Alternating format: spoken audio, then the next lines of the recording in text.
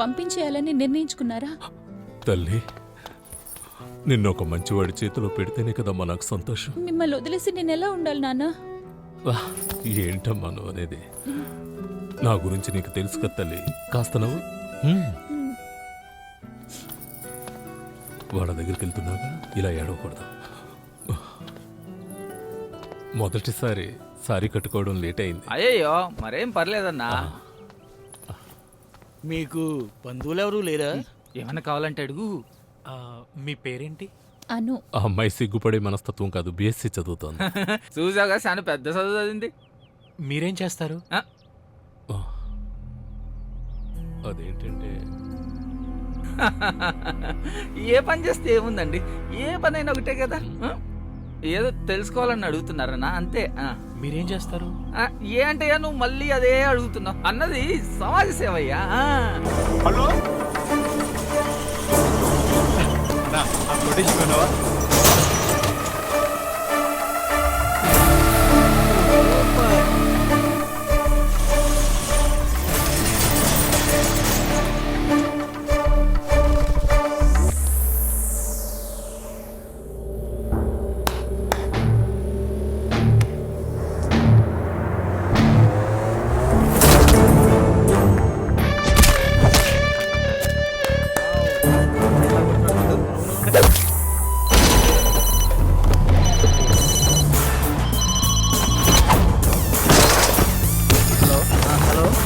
ఎవరో చెప్పండి, అసలు వినపడట్లేదు. మీరు ఎవరండి?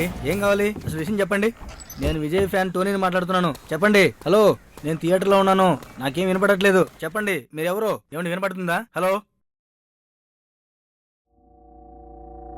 నేను థియేటర్లోనే ఉన్నాను.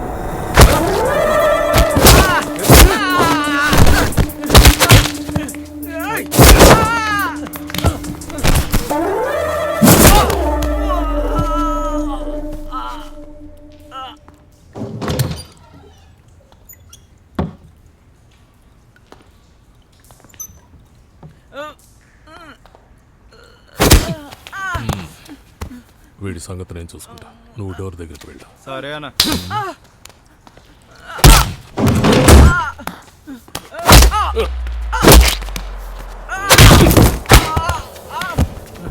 అసలు మీరు ఎవరు? మీకు ఏం కావాలి సార్?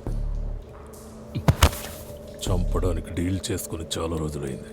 చావాలని ఆశగా ఉందా నీకు? ప్రభువా, వీరి కుటుంబానికి ఆత్మ చేకూర్చుడి, వీళ్ళకి ఎటువంటి ఆపదలు లేకుండా సంతోషం కలుగజేయుడి. మీ పరిశుద్ధమైన రక్తంతో వీళ్ళ కుటుంబానికి స్వస్థ చేకూర్చుడి. ఆమేన్. సార్ వద్దు సార్, వద్దు సార్, నన్ను ఏం చేయకండి సార్. ఇది చాలా చిన్న డీల్ రా. నువ్వు వేసిడి పోసిన అమ్మాయి ఎందుకు కదా, వాళ్ళ నాన్న ఇచ్చిన డీల్ రా ఇది.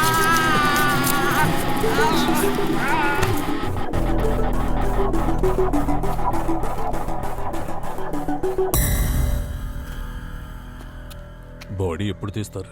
4 అవుతుంది. ఓ పరిశుద్ధమైన ప్రభువా, వీరి కుటుంబానికి ఎల్లవేళలా మీ రక్షణ చేకూర్చుడి.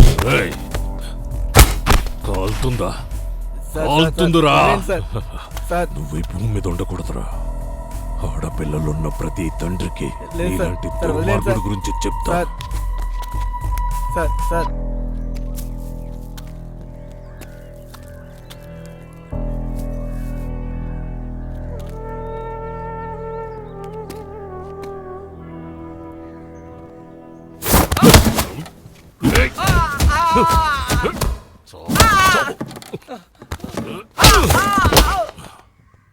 ఓ పరిశుద్ధమైన ప్రభువా, వీరి కుటుంబానికి ఎల్లవేళలా మీ రక్షణ చేకూర్చుడి.